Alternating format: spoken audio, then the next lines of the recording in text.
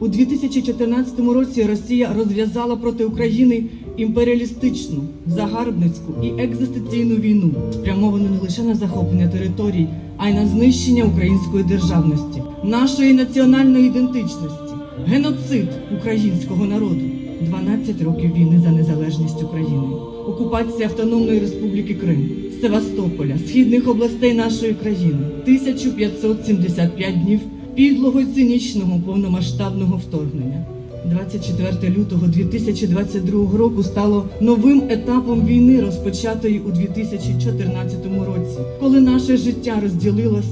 на до і після.